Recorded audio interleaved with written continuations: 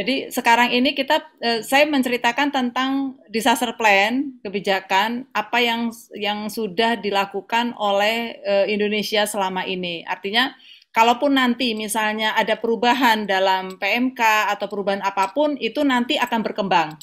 Tapi yang saya jelaskan sekarang adalah yang ada sekarang yang masih belum ada perubahan. Kalau nanti ada perubahan, itu akan berkembang sendiri ya. Jadi, oke, saya lanjut saja. Jadi nanti kalau Bapak Ibu mendengar ada RDP atau mendengar ada Rencon atau mendengar ada disaster plan apapun itu semuanya sama. Artinya samanya itu adalah tujuannya menyiapkan dan merencanakan. Sehingga nanti kalau misalnya namanya ada yang bilang Dinas Kesehatan itu menyusun rencana kontingensi.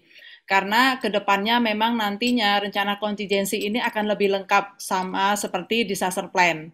Kalau sebelumnya rencana kontingensi ini memang terputus hanya sebatas skenario dan juga analisis risiko, kemudian kebijakan strategi. Jadi memang harusnya berkembang lebih banyak, artinya pengorganisasiannya, siapa melakukan apanya jelas, tidak saling tunjuk, sehingga nanti kalau misalnya Bapak Ibu suatu saat melihat ada Rencon atau disaster plan itu sama saja, ya. Intinya itu adalah dokumen yang untuk menyiapkan. Nah, sekarang yang kita mau adalah bagaimana Bapak Ibu nanti suatu saat mendampingi dinas kesehatan, rumah sakit maupun puskesmas itu, mereka itu paham bahwa apa yang mereka rencanakan itu untuk apa yang dilakukan jika terjadi kedaruratan dan itu harus operasional.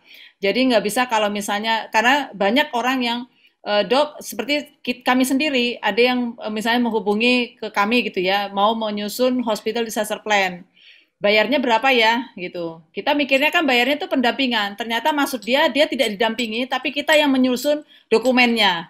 Nah itu saya tolak. Saya nggak mau. Kalau saya mau duit banyak, memang enak.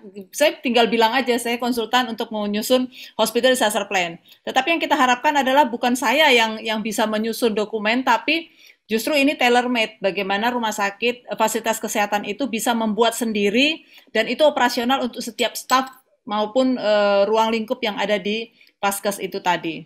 Nah, tujuan dari ini semua adalah kita melihat bahwa staf, pasien, tadi yang sudah saya sampaikan ya, alat, bangunan itu aman, aman dari bahaya, dan yang paling penting adalah bagaimana layanan rutin itu tetap berjalan. Nah, pengalaman kita di pandemi ini, banyak layanan esensial itu tidak berjalan. Nah, sekarang kita menuju kepada safe health facility. Bagaimana layanan rutin itu bisa tetap berjalan. Itu yang harusnya. Jadi konsep dari sebuah kedaruratan ataupun disaster adalah kita bisa mengurangi kekacauan, tapi layanan kesehatan, layanan esensial itu tetap berjalan, sehingga dua-duanya bisa berjalan ya, tidak ada yang berhenti. Nah ini 4 langkah kesiapsiagaan ya dalam disaster itu. Jadi kita mengidentifikasi risikonya, bahaya apa yang ada di tempat kita, kemudian kita mulai menyusun rencananya baik itu dari skenario kah atau mau buat sebentuk seperti apa gitu ya dalam skenario tersebut, kemudian kebijakan dan strategi apa yang harus kita buat.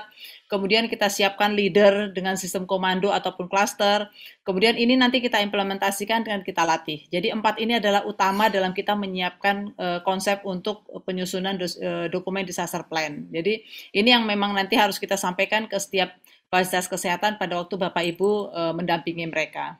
Nah, ada mungkin kalau misalnya Bapak Ibu mendengar peta risiko, ada peta respon. Nah, selama ini memang yang selalu didengungkan itu adalah peta respon.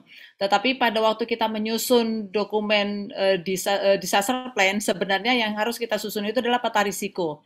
Jadi kita tahu dulu misalnya peta risiko itu dari hazard ya, kita lihat dari manajemen risiko misalnya.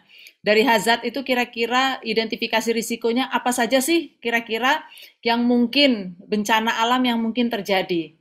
Kemudian kalau misalnya terjadi bencana itu kira-kira seberapa luas kalau terjadi.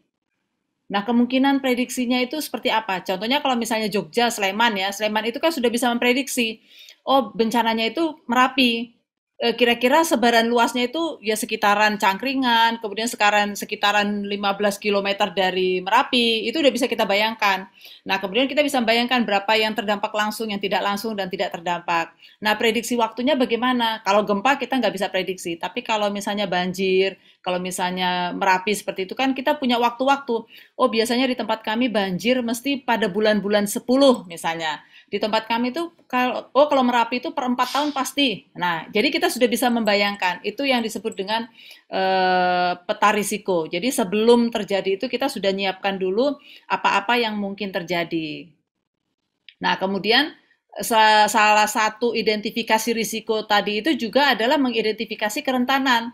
Jadi kalau misalnya wilayah penduduk yang terdampak itu kira-kira berapa luas sih, berapa banyak sih? Nah, kemudian kira-kira dari semua masyarakat itu yang mungkin memang sudah paham tentang bencana berapa persen dan apakah itu bisa kita evakuasi atau misalnya tidak kita evakuasi, kita kita yakin bahwa mereka itu paham, mungkin mereka sudah dilatih tentang siaga bencana atau family disaster plan atau apapun sehingga kerentanan yang ada di situ tuh menjadi tidak terlalu rendah ya misalnya. Kemudian berapa persen sih, berapa banyak kira-kira ibu hamil, anak-anak atau orang tua sehingga kita tahu bahwa ini kita identifikasi dulu ya dari mulai hazardnya kemudian kerentanan yang mungkin ada berapa banyak.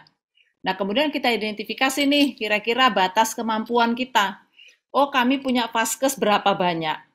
Kita punya rumah sakit berapa, puskesmas berapa, kemudian SDM, kemudian SDM kita itu kompetensinya kayak apa, logistik kita seperti apa, ada nggak tim kita, tim bencananya, ya, ada nggak SPGDT kita berjalan tidak, PSC-nya ada nggak, atau DMT-nya ada enggak, atau manajemen manajemen kitnya ada enggak. Jadi ada beberapa kompetensi, artinya kapasitas yang kita punya itu kita identifikasi semua, kita list semuanya bahwa oh kami punya A, B, C, D, E, F.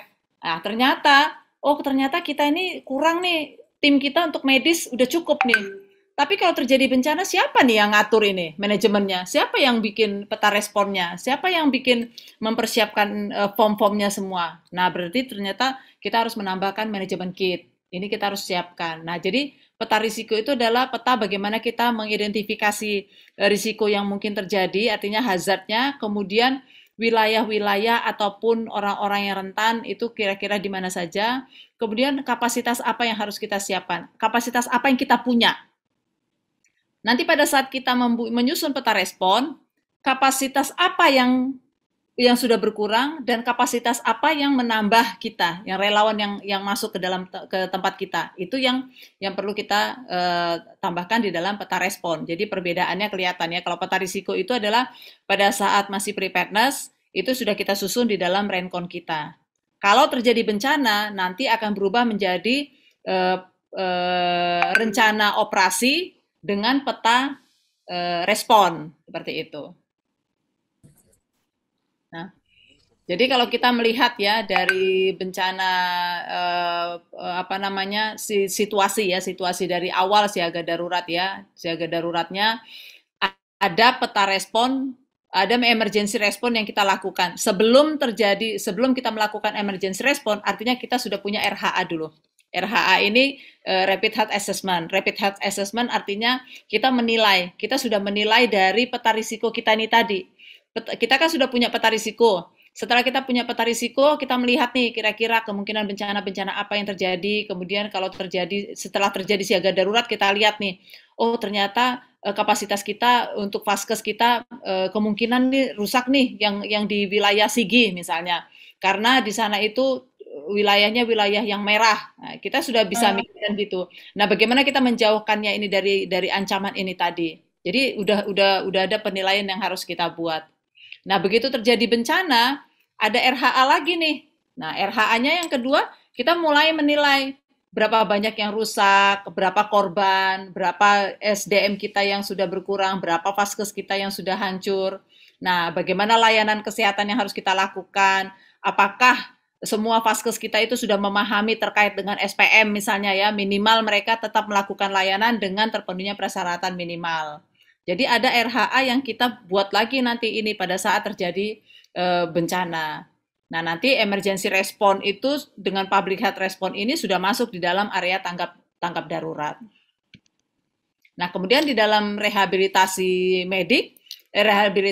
ini nanti situasinya juga ada RHA lagi. RHA-nya kita mau melihat nih, oh setelah sekian lama bencana, ternyata vaskes kita sudah ada yang misalnya lapangan ya, rumah sakit lapangan sudah berjalan, Kemudian ke depannya bagaimana supaya itu kembali berjalan normal. Nah, ini kita siapkan lagi. Kita punya penilaian lagi untuk tahap rehabilitasi ini tadi, recovery. Sehingga kita bisa punya catatan nih dari awal pertama siaga darurat sampai kepada saat recovery. Nah, ini di tiap-tiap kegiatan itu ada RHA, ya, ada penilaian yang bisa kita catat. Sehingga setiap apapun kejadian bencananya, kita bisa tahu gapnya di mana, kekurangannya apa, kelebihannya apa, kalau kita butuh bantuan apa yang harus kita minta. Jadi jelas dan tidak asal minta gitu ya. Nanti kita asal minta, tolong dong kami dikirimi penyakit dalam. Padahal sementara penyakit dalam ada, tapi nggak tercatat gitu ya. Jadi harus jelas.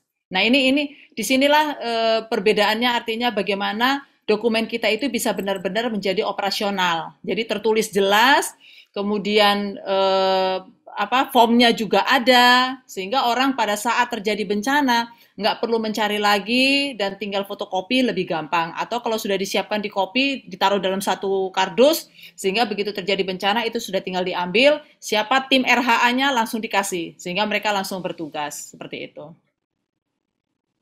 Nah, jadi ini tadi sudah saya sampaikan ya, jadi disusun dalam dokumen tertulis untuk rencana kontingensi.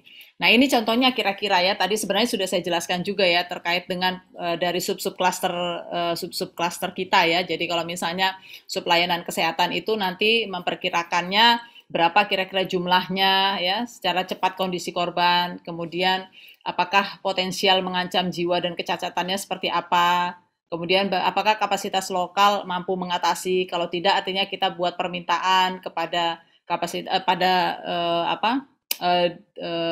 provinsi luar, misalnya provinsi lain untuk membantu kita. Ya ini sama ya, sama sebenarnya. Ya hanya mengulang saja. Ini juga. Jadi terkait dari masing-masing subcluster ya. Jadi masing-masing subcluster itu nanti tinggal memiliki RHA-nya masing-masing. Jadi sebenarnya Gizi, kemudian Cashpro itu mereka sudah punya sebenarnya RHA mereka masing-masing. Kalau kita menanyakan ke bidang-bidang mereka semua. Jadi biarkan mereka nanti yang menuliskan, tapi form dari RHA itu sebenarnya kita sudah punya di Permenkes 75 itu ada ya. Atau di buku apa namanya itu, pedoman teknis itu juga ada RHA. Nah, jadi nanti di RHA 2 artinya itu sudah pada saat tanggap darurat. Nah, ini harus kita pastikan nih layanan kesehatan berjalan enggak, kasus emergensinya sudah tertangani atau tidak. Kemudian penduduk semua yang terdampak itu sudah bisa enggak? Jangan-jangan nanti ada satu desa yang tidak mendapat layanan kesehatan. Nah, ini perlu kita perhatikan. Kemudian program pengobatan kasus penyakit kronis berjalan kembali. Artinya walaupun situasi chaos boleh 1-2 hari, 3 hari boleh. Tetapi setelah itu kita harus memikirkan layanan esensial itu tetap berjalan. Karena apa? Karena banyak pasien-pasien kita, contohnya seperti pandemi, banyak sekali pasien-pasien yang tidak berani ke rumah sakit karena menganggap rumah sakit itu tidak aman. Nah sekarang kan bagaimana misalnya sebuah rumah sakit itu menyusun perencanaan itu dan membuat trust kepada masyarakat, sehingga masyarakat itu bisa percaya bahwa kalau saya ke rumah sakit, walaupun dalam situasi bencana, saya aman, saya tetap tertangani. Nah, itu yang perlu kita pikirkan, sehingga memang artinya memang dokumen yang kita susun itu bukan hanya asal dokumen buku, tapi dokumen yang memang operasional, yang benar-benar bisa implementatif. Jadi kita susunlah. Tidak perlu dengan bahasa dewa sebenarnya. Tidak perlu dengan bahasa dewa. Cukup bahasa sederhana yang memang benar-benar dipahami. Jadi form, kemudian petugas-petugas, kartu tugas itu benar-benar bahasanya yang jelas. Melakukan apanya itu jelas. Nah ini juga sama ya. Jadi masing-masing subcluster tugas-tugasnya apa. Ya ini. Ya mungkin nanti bisa dibaca kalau ini ya. Kita biar diskusi lebih lanjut lagi. Nah, Jadi ini saya mau bercerita terkait dengan manajemen risiko. Tadi sudah saya jelaskan. Jadi bagaimana kita menurunkan risiko. Kalau kita mau menurunkan risiko, otomatis kapasitas harus kita tingkatkan. Jadi kalau kita bermain angka sebenarnya gampang sekali ya. 2 kali 2 per 2 sama dengan 2. Tapi kalau 2 kali 2 per 8 itu sudah seperempat ya. Seperempat ya. 1/2, setengah. Artinya risikonya jadi lebih kecil, sehingga memang kapasitas inilah yang perlu kita tingkatkan. Kalau kita sudah tahu hazardnya apa, bencananya apa, kemudian kita tahu bahwa apa namanya, kerentanannya itu apa-apa saja, ini bisa kita atasi, dan kita punya kapasitas yang cukup, kita punya kapasitas lokal cukup dan banyak dan tersedia, atau kalau misalnya tidak tersedia dan pada saat terjadi bencana, tapi ada relawan-relawan yang membantu kita dan itu kita sudah catatkan, otomatis risikonya sudah menjadi lebih kecil. Ya. Nah, jadi kalau misalnya pada saat sebelum terjadi bencana, itu yang disebut dengan rencon. Jadi rencon itu kapan direncanakan kalau misalnya kita berpikir bahwa itu ada potensi bencana. Kemudian sifat rencananya lebih spesifik dan terukur. Jadi kita lebih bisa menentukan, oh ya kalau misalnya bencananya A, kita bisa menentukan 1, 2, 3, 4 rencana apa yang harus kita siapkan. Kemudian pihak-pihak yang terlibatnya itu adalah pihak yang akan terlibat, yang kita pikirkan bahwa oh nanti yang mungkin akan terlibat itu kalau bencananya terjadi bencana Merapi misalnya, maka layanan kesehatan ini harus berjalan. Kemudian ancamannya satu ancaman proyeksi. Tetapi proyeksi waktunya, umur perencanaannya waktu tertentu. Artinya kita menyiapkannya itu dalam ini harus kita siapkan, kemudian akan ada apa namanya pengulangan-pengulangan latihan-latihan kita ya, sehingga waktunya memang waktu tertentu. Nah, kalau berbeda dengan rencana operasi, kalau rencana operasi itu pada saat darurat itulah kita lakukan, kita kerjakan. Jadi rencon yang sudah kita susun itu kita pakai pada saat darurat. Jadi sifat bencananya memang sudah lebih spesifik dan kondisinya udah kondisi yang sebenarnya. Nah, pihak-pihak yang terlibat juga ya sudah orang-orang yang terlibat pada saat itu, yang ada di tim itu ya itu sudah terlibat ya. Kemudian jadwal operasinya lebih singkat ya. Kemudian tataran pembuat rencananya itu pelaksana lapangan. Jadi kok sistem komandonya, komandannya jelas siapa. Kemudian kalau misalnya bencananya bencana alam, maka layanan kesehatan yang lebih menjadi leadingnya. Sedangkan kalau bencananya seperti bencana pandemi, yang menjadi leadingnya adalah bagian pengendalian penyakit, orang-orang surveillance ya itu di situ.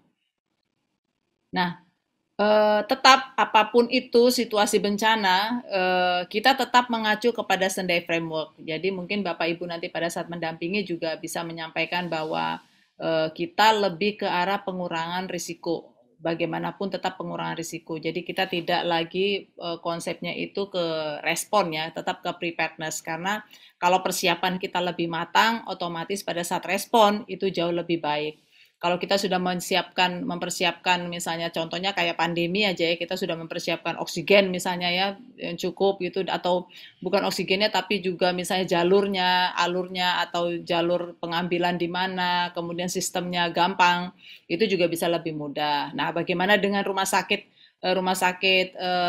pemerintah misalnya yang tidak gampang ya, kalau misalnya rumah sakit swasta mungkin jauh lebih gampang, kalau nggak ada di tempat A langsung bisa mengambil di tempat B, sementara kalau rumah sakit pemerintah kan nggak segampang itu, mereka harus mengikuti aturan-aturan yang ada, birokrasinya sudah jelas gitu loh, birokrasinya tertata seperti itu, nggak bisa berubah walaupun situasinya itu situasi gawat darurat. Nah, justru itulah kita sebenarnya butuh kebijakan-kebijakan tertentu ya, sistematik ya, sistemnya yang memang benar-benar fleksibel. Sehingga pada saat terjadi bencana, situasi itu bisa lebih fleksibel. Nah, jadi kalau misalnya dulu kita masih kepada tanggap darurat bencana, tapi sekarang ini kita lebih sudah ke arah pengurangan risiko bencana. Jadi pengurangan risiko bencana ini lebih kita tingkatkan dengan menggunakan manajemen risiko. Ya, jadi di awal rencon yang nanti Bapak Ibu dampingi itu bagaimana mereka itu benar-benar mengidentifikasi bahaya, kerentanan dan juga kapasitas yang mereka punya. Ya, jadi dimanapun Bapak Ibu misalnya mendampingi, baik itu rumah sakit, baik itu puskesmas ataupun dinas kesehatan, ini harus benar-benar diidentifikasi kapasitas yang ada apa, hazardnya yang mungkin terjadi apa, kemudian kerentanannya itu apa-apa saja, sehingga pada waktu terjadi tanggap darurat kita sudah tahu oh kita tuh lemah di sini, sehingga kita butuh ya. Contohnya salah satu setiap kali bencana gitu ya, kenapa kok UGM yang dipanggil gitu ya untuk datang di awal-awal gitu? Karena mereka tahu bahwa oh kapasitas yang kita miliki untuk membangun klaster kesehatan ini di Indonesia ini kayaknya belum ada nih yang bisa cepat, bukan ya kita bukan membanggakan atau apa, tapi maksudnya belum ada yang bisa cepat selain UGM gitu ya. Makanya sehingga pada saat terjadi bencana itu selalu UGM diundang duluan datang untuk membantu manajemen bencana ya di klaster kesehatan. Nah itu, jadi artinya kita sudah tahu nih di mana kelemahan kita, di mana gapnya, di mana kekurangannya. Nanti silakan Bapak Ibu pada waktu mendampingi juga menyampaikan seperti itu. Nah, kemudian yang kedua adalah emergency medical team. Kalau kita berbicara emergency medical team, ini terdiri dari beberapa tipe ya. Nanti apakah ini nanti akan berubah menjadi disaster medical team? Tidak masalah ya. Yang penting namanya disaster medical team artinya intinya adalah ada tim bencana. Tim bencana ini nanti Bapak Ibu bisa bisa menyampaikan kepada apa ya kepada tim Vaskes kita bahwa setiap puskesmas atau rumah sakit itu harus memiliki tim bencana ya. Tim bencana itu nanti kalau misalnya mereka mau membantu provinsi lain atau membantu rumah sakit lain, mereka itu mau membentuk tim yang lebih kecil, misalnya tim mobile boleh. Apakah itu nanti ada tim RHA-nya, kemudian ada tim tim bantuan dibuat dalam 3 shift atau di dalam 1 shift, terserah ya. Yang penting ada tim bencana. Apakah itu namanya EMT atau disaster medical team atau apapun itu namanya. Tetapi minimal bahwa setiap Vaskes itu harus memiliki tim bencana. Kemudian yang ketiga kita menggunakan sistem cluster ya. Jadi sistem cluster ini memang sebenarnya sangat sangat sangat baik ya. Jadi kita sejak tahun 2004 ya untuk bencana di Aceh itu sebenarnya sudah melakukannya, tapi kita belum punya konsep ya, belum punya konsep terkait dengan sistem klaster. Sampai ke tahun 2009 di Padang itu kami juga masih sudah melakukan pertemuan untuk klaster kesehatan. Jadi kita menyebutnya memang klaster kesehatan ya, tapi kita Indonesia sendiri belum punya konsep ya. Tetapi sekarang kita sudah punya PMK 75. Nah, kalau di luar ini internasional memang sudah ada ya, walaupun yang pegang itu masing-masing UN ya, bukan dari pemerintahan. Berbeda dengan di Indonesia itu kalau seperti BNPB contohnya ya, ini di masing-masing apa namanya institusi ya, jadi pencarian penyelamatan oleh SAR, logistik itu BNPB, kemudian pengungsian dan perlindungan, pendidikan Dignas, sarana prasarana ya, kemudian kesehatan itu di Kemenkes ya, Kemenkes dengan yang menjadi leading di klaster kesehatan. Nah, klaster kesehatan ini memiliki 6 subklaster dengan 3 tim ya, dengan 3 tim. Ini yang sampai sekarang masih kita pegang ya, subklaster ini yang akan membantu kita pada saat situasi terjadi bencana. Jadi artinya pendekatan kita dalam setiap kali situasi bencana itu, kalau pada saat sebelum terjadi bencana penyusunannya itu kita menggunakan Sendai Framework dengan pengurangan risiko lewat manajemen risiko. Nah, kemudian setelah terjadi bencana, maka kita akan menggunakan pendekatannya dengan klaster kesehatan ya, dengan kesehatan dengan tim bencana. Nah, jadi kalau misalnya kita mau melihat bahwa masing-masing klaster itu sebenarnya saling terkait ya. Jadi misalnya klaster sarana prasarana itu kita untuk kesehatan juga kita butuh ya pemenuhan kebutuhan listrik untuk di vaskes kita. Kemudian kualitas air yang mereka berikan itu tugasnya kita kesehatan. Kemudian juga untuk di logistik juga gitu, bantuan logistik untuk obat, makanan itu kan juga kita di kesehatan dan juga tim logistik itu selalu bekerja sama harusnya ya.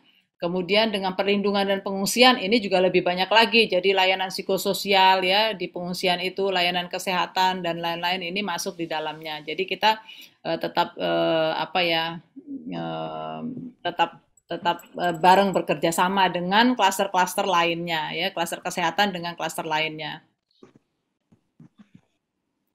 Nah, Jadi sampai saat ini kita masih mengacu kepada Permenkes 75. Permenkes 75 dengan melakukan kalau misalnya pada saat emergency response terjadi bencana alam, maka yang ada adalah emergency response ya, EOC. Kalau misalnya pada saat bencananya itu bencana public health, maka yang turun adalah public health response ya, PHRRT ya. Nah, ini harus kita tahu. Jadi kalau misalnya EOC-nya itu Public Health Emergency Operation Center. Nah, kalau di emergency response, ini jelas selamatkan jiwa, cegah kecacatan. Tapi pada saat public health response, contohnya pandemi, pada saat tanggap darurat, maka program yang sehari-hari, yang selama ini berjalan, itu yang tetap kita jalankan dengan minimal standar yang layanan kesehatan yang harus kita penuhi. Jadi artinya jangan sampai kita mengatakan bahwa ini situasi bencana, kita nggak bisa melakukan layanan kesehatan. Artinya baik itu dalam situasi bencana, kita juga tetap melakukan layanan kesehatan dengan layanan esensial juga tetap berjalan. Ya, ini nanti silakan Bapak Ibu bisa membaca sendiri ya di PMK 75. Ini hanya turunannya aja dari PMK 75 saya buatkan. Nah, sekarang kepada prinsip penyusunannya. Jadi komponen disaster plan ini ada beberapa. Jadi di dalam satu komponen itu ada kebijakan, artinya masing-masing baik itu puskesmas, rumah sakit maupun dinas kesehatan tuh punya kebijakan sendiri untuk vaskesnya sendiri. Kemudian identifikasi bencana tadi itu lewat analisis risiko. Dan analisis risiko artinya harus dihitung. Nanti silakan dengan Mbak Madel dan Mbak Happy ya, ini lebih detail lagi bagaimana sih sebenarnya menghitung analisis risiko. Kemudian ada yang menghitung dengan HVA. Kemudian kalau dengan HVA, dengan analisis risiko, mana yang lebih mudah. Bagaimana cara kita menghitung untuk memprioritaskan apa yang harus kita dulukan dalam bantuan layanannya. Kemudian ada peta rawan bencana, ini yang masuk dalam peta risiko, kemudian berubah menjadi peta respon. Kemudian ada pengorganisasian, jadi ada tim bencananya, tim yang membantu dalam situasi bencana. Kemudian SDM alternatif. Ini jangan pernah lupa bahwa kalau misalnya kita memiliki SDM, kalau terjadi bencana, kira-kira kemana kita bisa bekerja sama atau membuat MOU atau apapun itu namanya untuk penambahan SDM kita yang membantu kita, ya selain dari tim lokal kita. Ya, selain juga relawan yang akan membantu kita. Kemudian masing-masing SDM ini ada tupoksinya, sehingga jelas ya siapa melakukan apa dengan job action sheet atau JAS itu tertulis jelas saya itu tugasnya apa, lapornya ke siapa, saya bekerja berapa lama. Nah, ini nanti disesuaikan. Kita harus tahu bahwa jangan sampai staf kita itu bekerja 3 hari 3 malam tanpa istirahat. Jadi kita harus tahu sebenarnya di bagian perencanaan itu ada salah satu staf yang mengurusi namanya situasi. Nah, si staf ini benar-benar ngecek semua petugas kita yang bekerja. Kalau ada yang misalnya dia melebihi dari shiftnya berapa lama, itu harus dihitung. Oh, dia bekerja sudah sekian lama. Nah, pada saat itu kita harus menuliskan karena dia butuh tambahan anggaran misalnya untuk dia. Karena nanti kan kita harus mulai menulis untuk diberikan ke BNPB. Dari dana siap pakai itu kan ada diturunkan ya. Kelemahan kita di situ, kita tidak ada pencatatan terhadap situasi-situasi petugas-petugas kita siapa yang bekerja, berapa lama dia bekerja ya. Kemudian protapnya, prosedur tetap yang mungkin pada saat sehari-hari itu tidak ada, ini kita catatkan. Jadi protap itu juga sebenarnya tidak harus kaku ya, tidak harus kaku, tapi ada hal-hal yang memang pada saat situasi bencana dan ini disetujui bersama-sama dengan direktur, dengan komandan dalam menyusun protap ini. Artinya pada saat situasi bencana, protap ini harus bisa dilaksanakan. Misalnya pengambilan, misalnya penyimpanan kunci mobil ambulans. Nah, ini kan harus ada jelas protapnya di mana. Jangan sampai kunci ambulans dibawa siapa gitu ya. Itu contoh sederhana saja. Kemudian ada form dan juga glossary. Form ini disiapkan dulu semuanya di dalam untuk dokumen tersebut sehingga memudahkan kita. Kemudian fasilitas. Fasilitas ini juga terkait dengan fasilitas termasuk fasilitas alternatif ya. Nanti di dalamnya fasilitas ini ada logistik juga. Nah, logistiknya itu logistik alternatif juga harus kita siapkan. Nah, kalau Renops rencana operasi COVID ini saya hanya memberikan contoh aja ya. Jadi ada beberapa apa di pilar-pilar yang ada. Jadi ada komando dan koordinasi kalau kita menyusun rencana operasi. Kemudian ada surveillance, tugasnya ngapain ya, penilaian risiko, deteksi dan penyelidikan epidemiologi. Kemudian pengendalian infeksi apa saja yang bisa disusun. Kemudian manajemen kasus, kemudian laboratorium, pintu masuk negara dan pembatasan sosial. Kalau misalnya kita di provinsi, antar provinsinya bagaimana atau antar kecamatan, antar kabupaten. Kalau kemarin di Palu kan saya lihat di setiap dari satu kabupaten ke kabupaten lain itu ada yang ya ada yang jaga ya, menanyakan dari mana, mau kemana, mau ngapain gitu ya. Kemudian kebutuhan logistik dan operasional, komunikasi risiko dan kelangsungan layanan esensial. Yang ini jangan sampai lupa. Nah, ini contoh. Jadi ini contoh untuk struktur klaster kesehatan ya, struktur bencana. Struktur bencana memang sejak awal kami selalu menggunakan sistem komando. Sistem komando itu ada komandan, kemudian ada pembantu komandan yang membantu stafnya komandan, kemudian ada empat logistik, perencanaan, operasional, dan admin keuangan. Nah, sekarang dengan PMK 75 ada sub-sub cluster, maka sub-sub cluster ini semua di bawah operasional. Nah, operasional ini bisa berubah. Kalau misalnya bencananya ini kita bicara bencana non-alam, maka operasional ini akan bisa kalau misalnya di rumah sakit, itu akan berubah menjadi dokter spesialis penyakit paru atau penyakit dalam yang menjadi leadingnya di sini. Kalau dia tidak memiliki, misalnya mungkin ada beberapa rumah sakit nanya, loh kami ini nggak punya dokter paru, kami cuma punya penyakit dalam dan itu pun cuma satu. Nah, artinya kalau cuma satu, dia tidak diletakkan di sini sebagai manajemennya, ya. Artinya dia akan bekerja di layanan kesehatan ini, di layanan kesehatan ini dia langsung bekerja sebagai klinis, dokter klinis di rumah sakit tersebut. Kecuali kalau memang rumah sakit itu bisa yakin ya, karena kalau dia di operasional, otomatis dia akan mengatur semuanya ini. Bagaimana Promkes sudah jalan enggak, layanan kesehatan jalan enggak, pengendalian penyakit jalan enggak, gizi jalan enggak, klaster jiwa jalan enggak. Nah, itu tugasnya si operasional. Makanya kalau di rumah sakit biasanya karena rumah sakit tidak menggunakan subcluster, biasanya menggunakan sistem komando saja, operasionalnya langsung dengan dokter paru atau dokter penyakit dalam kalau ada. Kemudian atau menggunakan MIMS ya, MIMS itu membagi dua antara medical support dengan manajemen support langsung. Jadi medical support itu benar-benar orang-orang yang klinisi semuanya, sementara manajemen support itu benar-benar yang untuk perencanaan, admin, keuangan seperti itu.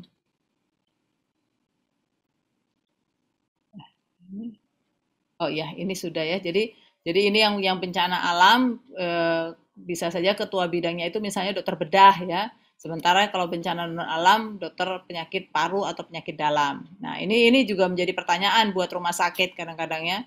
Dok, kami udah nyusun tim bencana, tapi kemarin kan ketua timnya itu kami mengambilnya dari dokter bedah. Nah, sekarang bencana pandemi itu tidak berlaku, nggak jalan eh, tim bencana kami nggak berjalan bahkan berbeda karena ada satgas. Sebenarnya ini tetap bisa digunakan ya, ini tetap bisa digunakan. Artinya ini saya memberikan contoh antara dua. Ini bencana alam seperti ini ya. Kemudian ini bencana non alam. Jadi tetap konsepnya tetap, hanya perbedaannya adalah nanti yang bertugas ya. Yang bertugas itu kalau bencana non alam itu lebih ke penyakit paru dan penyakit dalam tadi, kemudian surveillance, epidemiologi lebih lebih menjadi leadingnya ya. Sementara kalau misalnya bencana alam ini lebih banyak di sub layanan kesehatan ya, tim medis, relawan ya. Jadi nggak ada pemisahan pasien juga dengan screening. Sementara kalau di bencana non alam kan ada pemisahan rumah sakit ya, pemisahan screening dan lain-lain itu yang harus disiapkan di subcluster pengendalian penyakit. Nah, ini kalau daftar isi ya, tadi sudah saya sampaikan komponen dari disaster plan. Jadi sebenarnya sama saja ya komponen disaster plan. Kemudian ini daftar isi yang kita susun ya, kita susun semuanya sesuai dengan komponen-komponen yang ada.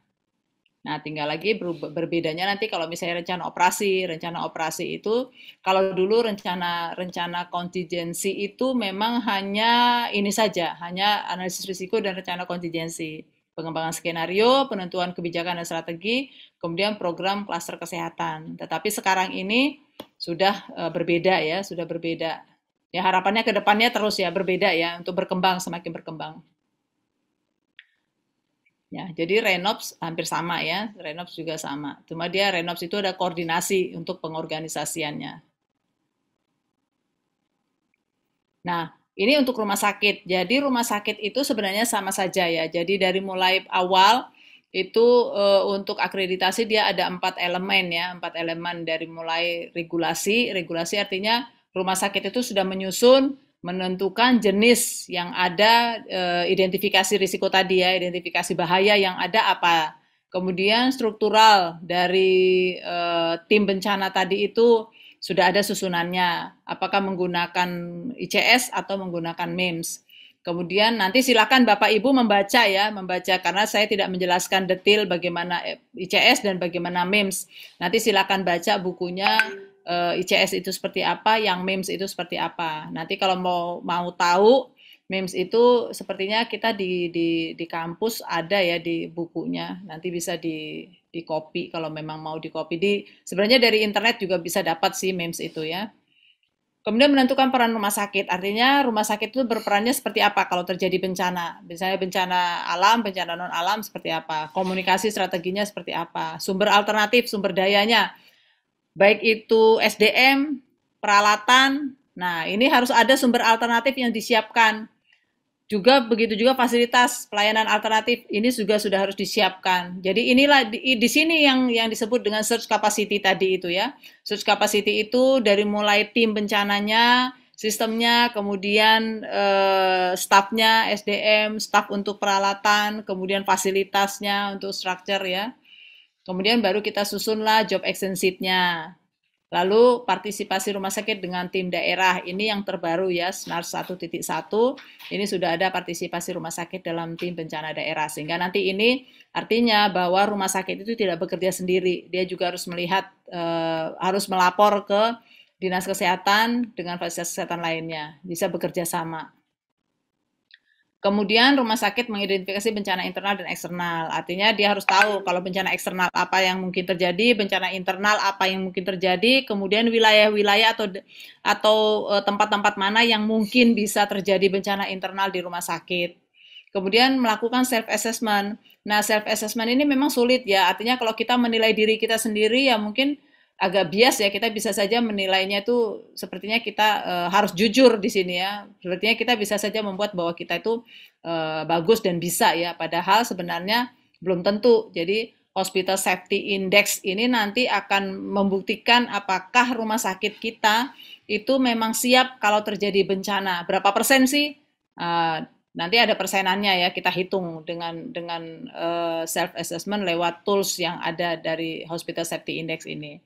Nah, kemudian yang terakhir itu ruang dekontaminasi. Nah, ruang dekontaminasi ini sekarang sudah diatur di HDP ya, akreditasi rumah sakit.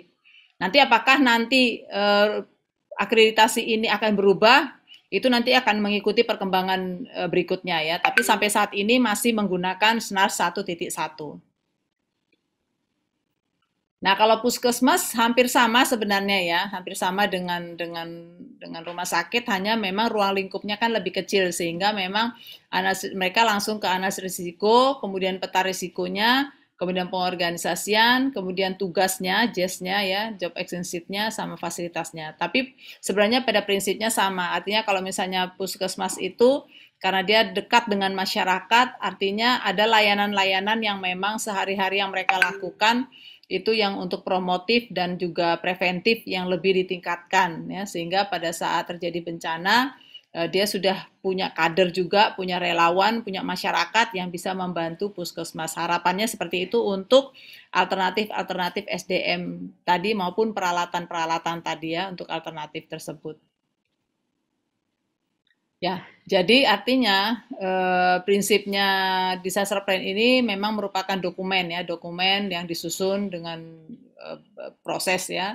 Kemudian dokumen kita ini kalau misalnya di Dinas Kesehatan itu menjadi renkon daerah yang dibuat oleh BPBD. Artinya harus inline, harus sama menjadi bagian dari BPBD kalau dia di Dinas Kesehatan. Kalau rumah sakit otomatis akan inline ke Dinas Kesehatan. Begitu juga puskesmas. Nah, kemudian ya kajiannya ini berdasarkan dari kajian risikonya dari BPBD. Biasanya BPBD, jangan sampai nanti BPBD membuatnya bencananya Merapi misalnya. Sementara kita menyusunnya bukan Merapi tapi bencana lain misalnya ya. Nah, ini harus inline. Kemudian disusun untuk satu jenis ancaman. Artinya gini, satu jenis ancaman itu bencana alam, ancamannya apa?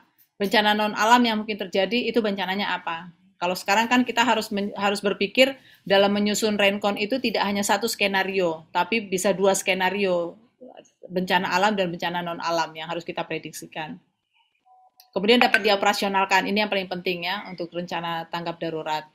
Dan dikaji ulang dengan melakukan tabletop exercise atau simulasi dan setiap tahun ya, minimal setahun sekali.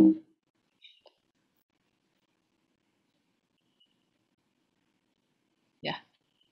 Nah, ini pada saat pandemi ini mungkin nanti Bapak Ibu bisa menambahkan di dokumen masing-masing Bapak Ibu ya. Jadi artinya bahwa ini salah satu kapasitas juga, salah satu kepemilikan kita terkait kapasitas SDM kita dan juga vaskes kita. Jadi SDM itu kita sudah mempunyai identifikasi internal timnya dulu, mana yang punya komorbid ya, mana yang usianya di atas 50 tahun misalnya ya.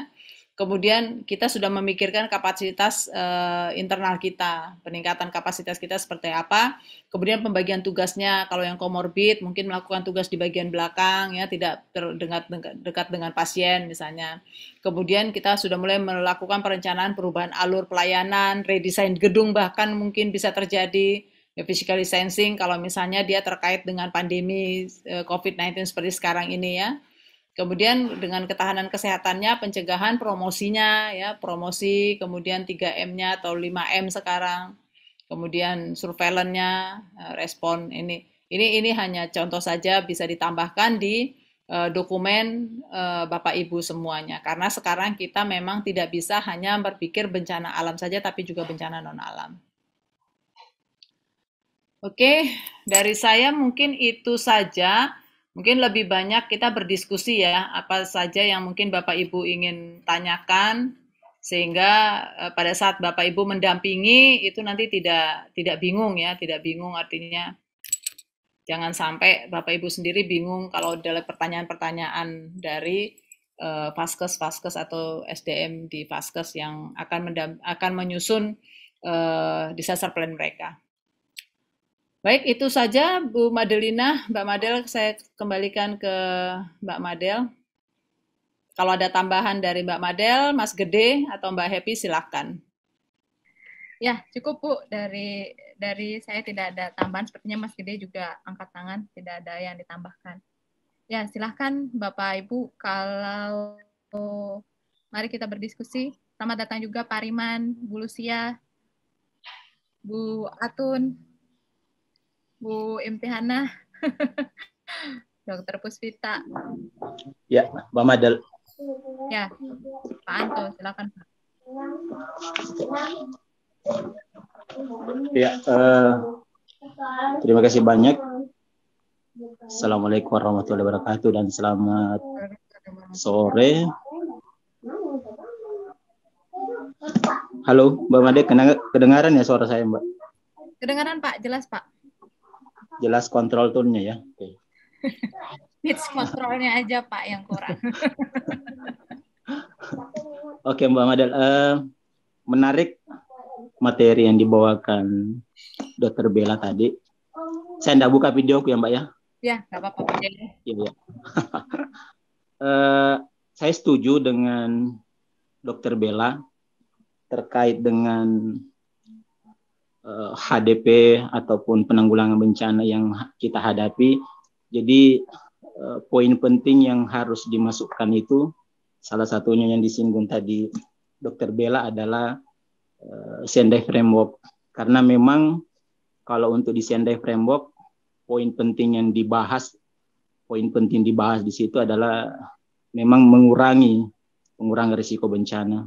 Dan target ini yang memang disepakati oleh ASEAN, salah satunya adalah Indonesia.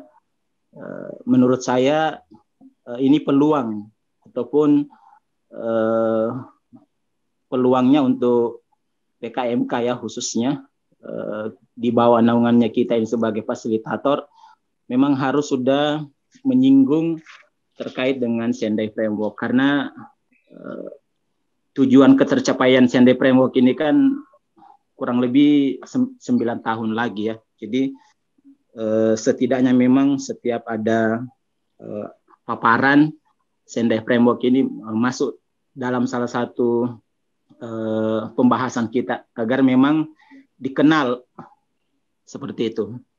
Yang kedua, Dr. Bella dan teman-teman Mbak Madal di pengalaman kalau saya lihat salah satu kelemahan kita pada saat penanganan bencana itu adalah triase dan EWS tadi sudah sempat disinggung oleh Dr. Bella, tapi kalau aplikasi ataupun tindakan setelah terjadi bencana itu tidak nampak, terutama di triase ataupun EWS.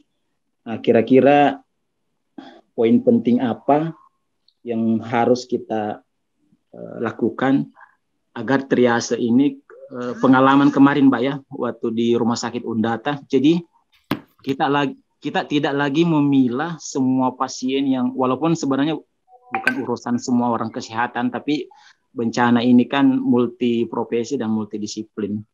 Jadi semua mayat ataupun semua hal-hal yang terkait dengan ini semua masuk ke rumah sakit, sehingga memang membludak.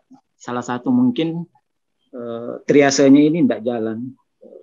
Kami minta penjelasan ataupun sharing sama Dr. Bella sebagai motivator kami, kira-kira bagaimana solusi agar triase ini bisa berjalan baik, walaupun sebenarnya di sisi kesehatan dulu yang kita perkuat. Sebenarnya kan memang orang awam pun ataupun terkait tadi yang dijelaskan oleh Dr. Bella, RHA itu salah satu poin penting dijalankannya triase. Tapi pada dasarnya memang dok, hari pertama sampai hari ketiga itu semua mayat itu didatangkan ke rumah sakit, terutama di rumah sakit Undata, sehingga membludak hampir sampai 300-an mayat tergeletak di depan UGD. Ya, salah satunya tadi triase kita tidak jalan, dan memang juga persiapan untuk itu juga tidak ada. Seperti itu mungkin dok, kira-kira apa solusi menurut yang baik, terutama kita di klaster kesehatan ini, agar triase ini menjadi patron kita sehingga memang bisa berjalan dengan bagus HDP ini. Terima kasih banyak dok. Ya, baik, terima kasih Pak Anto. Nah ini juga Bu, dalam Renkon, pengalaman saya mendampingi untuk pengembangan skenario, kita kan butuh identifikasi masalah. Nah ini kalau seperti klien kita, seperti Pak Anto gitu ya, itu akan lebih mudah untuk kita kemudian menggali apa sih gitu ya pengalaman yang sebelumnya. Jadi seperti yang disampaikan Pak Anto ini, yang kedua ini, poin yang kedua selain Sendai Framework ini, itu bisa jadi masalah gitu. Sehingga nanti di klaster itu bisa untuk kebijakan ini tuh melakukan apa di Dinas Kesehatan. Nah, kira-kira Bu, bagaimana bayangannya Bu, sekaligus menjawab untuk terkait Renkon ya Bu, diskusi untuk strategi. Ya. Jadi pengalaman apa yang dialami oleh Palu sebenarnya waktu di Padang itu juga seperti itu. Jadi mayat-mayat itu di depan rumah sakit apa deh, rumah sakit yang besar itu di Padang, saya lupa namanya. M Jamil. Hari pertama di situ tuh. Bukan S Jamil ya, bukan S Jamil ya. Ya, itu di depan. Jadi mayat itu semua di depan situ, baunya minta ampun sampai akhirnya disuruh pindahkan. Nah, jadi memang sebenarnya justru ini yang kita butuhkan ya. Kita butuhkan kepala daerah, kemudian ya kepala daerah seharusnya yang memang memahami konsep dari bencana itu sendiri, bahwa konsep pengaturan mayat itu harus di mana, itu juga harus mereka ketahui sebenarnya. Jadi kebanyakan karena orang berpikir bahwa mayat itu, pasien dan mayat itu tempatnya di rumah sakit. Jadi pokoknya diletakin aja semua di rumah sakit. Padahal sebenarnya tidak seperti itu juga. Artinya harus ada. Jadi kebijakannya harus ada dari pemerintah daerah yang sudah disusunkan. Kemudian untuk pemilahan itu juga pemilahan jelas ya. Kalau misalnya di rumah sakit itu dari awal sudah menyiapkan, sudah bisa menyiapkan. Jadi dari komandan bencananya itu dari awal sudah tahu begitu mayat mau datang jangan letakkan di sini, nah, taruh di mana gitu ya. Kalau memang sudah punya tempat, tapi kalau rumah sakitnya rumah sakit kecil yang nggak punya tempat ya otomatis dia pasrah-pasrah aja karena dia juga nggak paham ya terkait dengan itu. Tetapi kan sebenarnya tidak bisa seperti itu. Nah ini sebenarnya harus ada kebijakan dari pemerintah daerah, dari kepala daerah ataupun dari direktur rumah sakit yang memahami tentang konsep ini tadi. Sehingga strateginya bisa dibuat. Strateginya itu adalah begitu terjadi bencana, maka mayat harus diletakkan di mana, tempatnya di mana. Itu sudah harus dituliskan di situ. Di dalam Rencon itu sudah harus tertulis kalau misalnya terjadi bencana. Kalau misalnya bencananya mungkin korbannya sedikit nggak masalah ya, tapi biasanya kalau korbannya itu seperti tsunami seperti itu yang banyak berambruk gitu, banyak banget kan itu harus dipikirkan. Dan sekarang juga konsepnya itu tidak bisa, kalau dulu kita masih bisa berpikir bahwa pasien itu biarpun diletakkan di lantai nggak masalah. Kalau sekarang nggak boleh. Kalau bisa masuk ya masuk, tapi kalau enggak ya harus ada tempat yang memang layak untuk si pasien. Nah ini nggak bisa memang kalau misalnya hanya Pak Anto sendiri yang bukan komandan gitu ya, woro-woro. Itu harus ditulis dari awal itu kebijakannya seperti apa dari Pemda maupun dari kepala daerah maupun dari direktur rumah sakitnya sudah harus punya konsep rencana kebijakan dan strateginya harus seperti apa itu harus dituliskan lebih awal. Seperti itu kira-kira Pak Anto. Apakah sudah menjawab? Siap dok. Artinya memang segala sesuatu itu kebijakan yang bermain dulu. Iya, iya benar. Jadi ya karena masalahnya memang apalagi untuk mayat ya. Jadi harus diawali dengan pada saat menyusun Rencon maupun menyusun Hospital Disaster Plan itu sudah harus tertulis. Makanya kenapa saya sampaikan bahwa harus operasional dan implementatif. Jadi memang benar-benar kita itu menulis kalau terjadi bencana kita harus apa. Sebenarnya itu. Jadi bukan hanya sekedar untuk akreditasi ya.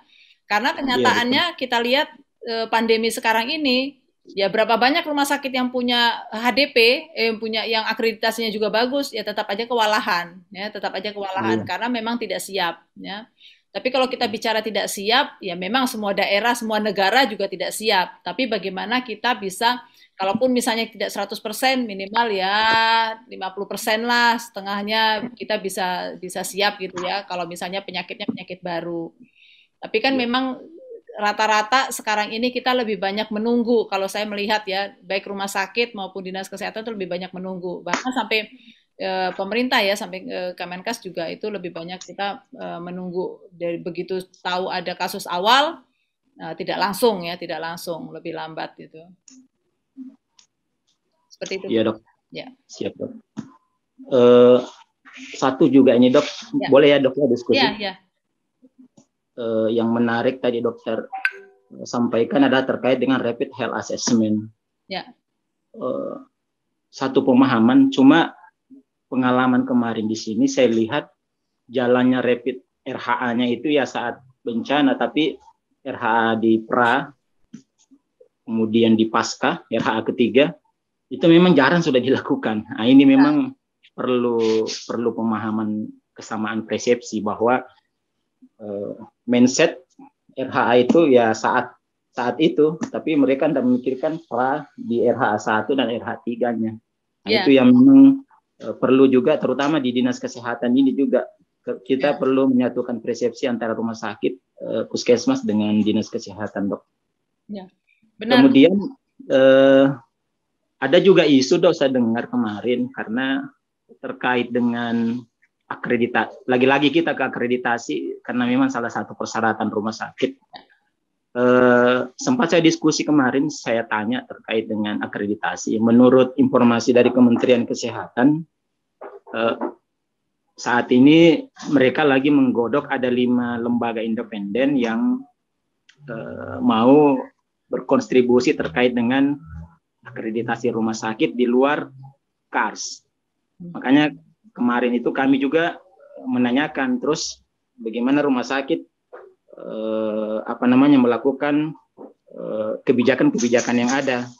Menurut informasinya kemarin saya tanyakan bahwa memang baik KARS terutama itu masih menunggu petunjuk dari Kementerian Kesehatan, karena ada 5 lembaga tadi itu, Dok, di luar dari KARS sendiri. Tapi menurut saya tidak ada salahnya saat ini kita memang memakai panduan ataupun pedoman SNAR 1.1, karena memang saat ini itu yang kita jalankan, Dok, ya. Ya, benar, Pak. Jadi saya juga sudah mendengar bahwa memang bahkan akreditasi itu ada beberapa perubahan-perubahan yang sekarang sedang digodok juga ya untuk perubahan-perubahan itu. Mungkin menyesuaikan kalau menurut saya ya, menyesuaikan dengan situasi, karena ya terus terang kami juga bicara dengan KARS itu mengatakan bahwa kenyataannya yang bisa dilihat bahwa banyak rumah sakit itu yang sudah yang sudah lolos akreditasi, tapi pada saat bencana itu mereka ternyata juga tergagap-gagap gitu ya. Bukan hanya bencana non alam yang pandemi, tapi juga bencana alam yang sebelumnya gitu ya. Nah, artinya bahwa akreditasi ini harus berpikir terkait dengan kebutuhan rumah sakit yang memang harus siap pada saat terjadi bencana. Jadi tidak hanya asal, saya sempat mengatakan ya, kalau hanya 20% saja mereka sudah lolos, ya itu gampang, semua orang akan membuat akreditasi yang penting lolos gitu ya. Tapi bagaimana yang 20% hospital disaster plan-nya ini benar-benar harus ada bukti bahwa mereka memang sudah siap. Dokumen itu tidak hanya sekedar bukti, hanya dokumen saja, tapi mereka juga sudah melatihnya benar-benar supaya akreditasinya itu memang benar-benar ya mereka siap gitu, tidak hanya sekedar HDP yang hanya 20% dah lolos gitu ya. Itu yang kami sampaikan, dan kemarin saya tanyakan lagi apakah KARS ada berpikir terkait dengan ini, dan katanya sedang menyusun, menggodok ada perubahan-perubahan terhadap akreditasi rumah sakit. Ya mudah-mudahan kedepannya jauh lebih baik lah. Iya, Dok, betul. Siap, Dok. Untuk sementara itu saya, Dok. Ya, makasih. Oke, baik. Terima kasih Pak Anto untuk pertanyaannya dan juga diskusinya. Silakan ini Bapak Ibu apakah masih ada? Kita mungkin masih bisa ya waktu 5 menit lagi jika masih ada hal yang ingin ditanyakan kembali. Dari Pak Gede kok, dari Pak Mas Gede apa ada tambahan? Ini kok hitam semua ya Mas video. Jadi ini kayak yang diwawancara di program-program polisi-polisi gitu ya. Ya, tersangka. Ada lagi nggak ini dari Mas Gede ini? Silakan Pak Gede bisa bercerita bagaimana kita pada waktu di Padang dulu. Mohon izin ya Bu Happy, saya mau share screen. Oke, silakan. Ini yang kemarin sebenarnya waktu di forum Fornas yang tadi ditanyakan Pak Anto, soalnya lebih ke sini nih. Yang kita diskusi kemarin di fasilitas. Nah, jadi nanti kalau menurut saya, Bapak Ibu pada saat pendampingan HDP itu, ini penting sekali ini. Meskipun ini masuk, ini bisa masuk materi fasilitas maupun bisa masuk materi ini ya, peta respon dan lain sebagainya ya. Jadi pada saat fasilitas, pemetaan itu penting, apalagi kalau di rumah sakit. Kalau di dinas kesehatan atau puskesmas kan yang dipetakan itu area kerja. Kalau dinas kesehatan yang dipetakan adalah kabupaten atau provinsinya. Nah, sementara kalau HDP, Hospital Disaster Plan, yang dipetakan adalah bagaimana si rumah sakit itu resilience terhadap bencana. Jadi jika ada bencana ini COVID, bagaimana pengalih fungsian denah rumah sakit yang awal menjadi denah rumah sakit yang tahan terhadap COVID. Kemarin waktu di rumah sakit Kabelota juga begitu. Saya dengan dokter siapa? Kabelota, aku lali. Dokter David. David Pakaya, dokter David Pakaya, kita ke sana ternyata benar. Di Kabelota ternyata generatornya meledak dan hampir saja ada bayi yang meninggal. Nah, di Ibu Sri waktu itu menyampaikan, oh iya, untung kita sudah ada antisipasi membuat ada bangsal yang dialihfungsikan. Nah, seperti itu. Nah, jadi pada saat Bapak Ibu terutama yang mendampingi rumah sakit, ini penting sekali untuk ada di dalam HDP-nya. Saya lihat beberapa HDP itu tidak ada peta seperti ini, peta sebelum dan sesudah. Jadi pada saat rencana kontingensi yang disampaikan Bu Bella tadi diaktifasi, apa bedanya? Nah ini salah satu kan paling mudah dilihat visual ya. Ini visualnya seperti ini. Jadi bangsa mana pindah ke mana. Jadi seperti itu Bu Happy. Kalau menurut saya pentingnya ada visualisasi pemetaan, terutama di dalam rumah sakit itu sendiri. Ya. Mungkin saya tambahkan, jadi memang di rumah sakit itu ada salah satu komponennya itu adalah fasilitas. Nah, fasilitas ini adalah nantinya kalau di rumah sakit itu memetakan seperti ini. Kalau dia bencananya bencana alam, dia sudah harus memetakan di mana triase merah akan dilakukan. Jangan sampai nanti mereka meletakkan triase hijau itu dekat dengan triase merah. Betul. Karena triase merah itu kita membutuhkan waktu cepat dan tidak terganggu ya kalau bisa. Sementara yang hijau-hijau itu kan dia masih bisa lari, masih inilah ya, masih pokoknya kalau dia masih menjerit-jerit minta tolong sama kita, artinya dia hijau gitu ya. Nah, itu harus kita singkirkan lebih jauh gitu ya. Kayak Sarjito dulu triase hijaunya itu di gedung Ismangun ya, di kampus gitu ya, untuk yang hijau-hijau ke sana gitu. Nah, itu salah satu fasilitas. Makanya bagaimana kebijakan dari direktur itu juga nanti akan melihat ya, si komandan juga bahwa merah, kuning, hijau di mana diletakkan, kemudian yang hitam kamar mayat. Kalau ada mayat di mana harus disiapkan, jangan sampai di depan halaman gitu ya. Nah, itu salah satu fasilitas yang harus disiapkan. Jadi yang definisi dari sebuah fasilitas di hospital disaster plan itu adalah bagaimana kita bisa merubah alih fungsi menjadi situasi tanggap darurat. Salah satu contoh lagi misalnya kita punya poliklinik nih di rumah sakit. Nah, poliklinik ini ternyata kalau kita lihat poliklinik neuro, saraf, itu pasiennya sedikit misalnya ya, dan letaknya itu agak di depan, ya, agak di depan. Nah, oke, kalau gitu kita akan buat di fasilitas dengan SOP-nya, dengan ininya, bahwa jika saat terjadi bencana, maka polineuro akan berubah menjadi tempat media. Jadi begitu ada media datang, maka si satpam itu akan mengarahkan media-media semua itu berkumpul di polineuro sampai nanti humas kita datang ke situ untuk memberikan laporan terkait dengan situasi yang ada di rumah sakit. Nah, begitu juga kalau COVID. Kalau COVID kita sudah berpikir nih, kalau misalnya nanti berikutnya ya, COVID sudah tidak ada, tapi kita sudah harus berpikir. Nah, di mana ini misalnya untuk ruangan isolasi, di mana misalnya ruangan ini, ternyata ruangan neuro dan poli ini kita tutup, kita jadikan tempat isolasi, tapi berubah polinya berpindah ke arah utara, misalnya seperti itu ya. Jadi perubahan alih fungsi itu adalah definisi dari sebuah fasilitas yang ada di akreditasi rumah sakit. Nah, itu yang harus disiapkan, ditetapkan oleh rumah sakit lebih awal supaya pada saat terjadi bencana itu lebih mudah melaksanakannya. Nah, kalau misalnya kayak tadi dibilang Mas Gede ya, bahwa ada generator yang mau meledak, di situ ada bangsal anak. Nah, salah satu yang harus dipikirkan pada saat menetapkan bencana internal dan bencana eksternal, salah satunya itu bisa menjadi bencana internal.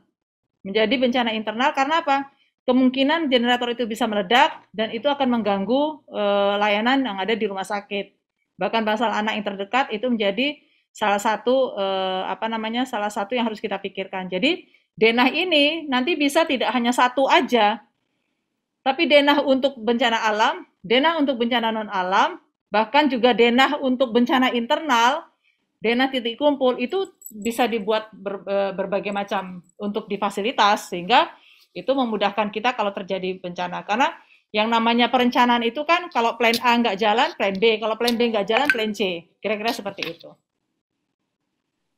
Oke, baik. Terima kasih Dr. Bella. Tadi jadi sudah semakin jelas ya terkait. Jadi ini masuk ke dalam materi yang fasilitas saat bencana ya. Jadi hal-hal pertemuan-pertemuan kayak gini nanti ini semakin diperkuat lagi. Mungkin Bapak Ibu demikian dulu pertemuan kita yang pertama. Kita cukupkan dulu untuk yang pertama. boleh di stop share dulu Mas Gede? Halo, ini di stop share, ya. Saya mau ke yang paling bawah, nggak usah. Ini nggak usah ya? Nggak usah ya. Ini sudah tahu. Kami sudah tahu, Mas. Ya. Oke, baik. Saya stop share. Nanti di kafe coklat itu. Baik. Ini bisa diklik loh, ini diklik nih, Gempa Padang tuh. Masuk ke Facebook saya tuh. Baiklah. Mau dong deh dibuatin kayak gitu. Bisa. Oke, baik. Baik Bapak Ibu, jadi ini mungkin ya ada yang baru bergabung ya. Jadi tadi mungkin belum mendengarkan. Adel nelpon tuh Adel. Iya, jadi Mbak Madel sinyalnya ini lagi mati lampu. Iya. Jadi Bapak Ibu tadi mungkin belum mendengarkan apa yang menjadi tujuan utama dari pertemuan kita ini, yaitu harapannya nanti kelak kami khususnya ya tim PKMK, FKKMK, UGM memiliki mempunyai rekan kerja yaitu dari fasilitator lokal yang benar-benar sudah memahami dan menguasai materi yang dipilih, sehingga ketika misalnya kami nanti ada yang meminta untuk mendampingi, jadi kami bisa menghubungi langsung nanti Bapak Ibu fasilitator lokal. Misalnya siapa tahu untuk tahun depan dari Sulawesi Selatan mereka minta pelatihan Dinkes Disaster Plan contohnya, dan kemudian atau pelatihan HDP, mungkin nanti untuk materi kebijakan dan sistem pengorganisasian, kami mungkin bisa mengundang Pak Suryanto ataupun Bu Fatma. Seperti itu Bapak Ibu, jadi tujuan dari pertemuan kita ini kita lebih ingin mengetahui siapa kira-kira nanti Bapak Ibu yang benar-benar bisa menjadi konsultan khususnya dalam Rencon atau disaster plan ini. Jadi untuk pertemuan selanjutnya Bapak Ibu, pertemuan yang kedua mungkin hari ini kita fokus tadi ya, karena tadi di awal hanya bergabung 6 orang ya, jadi tadi dikumpulkan aja dalam satu room untuk materi kebijakan, tapi nanti di pertemuan yang kedua kita akan membagi roomnya sesuai dengan minat ajar Bapak Ibu.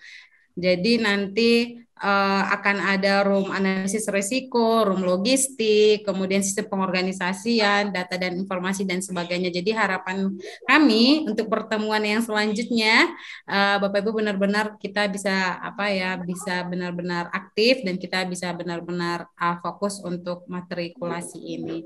Mungkin itu saja yang bisa saya sampaikan sebagai penutup. Nanti akan kami ingatkan kembali pertemuan selanjutnya melalui grup kita, dan untuk materi nanti akan saya bagikan di grup ya Pak Anto ya. Jadi nanti untuk materi dan juga video rekaman ini nanti setelah sudah selesai dibuat dalam bentuk podcast akan saya bagikan di grup kita. Mungkin itu saja dari saya. Ada lagi tambahan Bu Bella sebelum kita tutup pertemuan kita ini? Terima kasih untuk Bapak Ibu yang sudah bergabung dalam pertemuan ini. Dari saya nggak ada, Happy sudah ada. Oke, Mas Gede sudah cukup ya? Ya harusnya suaranya juga disamarkan juga ya saya. Mas Gede. Saya ini dulu SPOK, tetap jalan SPOK. Baik, terima kasih Bapak Ibu semuanya. Selamat sehat, sampai bertemu kembali di selanjutnya. Terima kasih Bu Atun, Bu Eri. Terima kasih. Dan yang lainnya. Terima kasih. Sehat-sehat semua.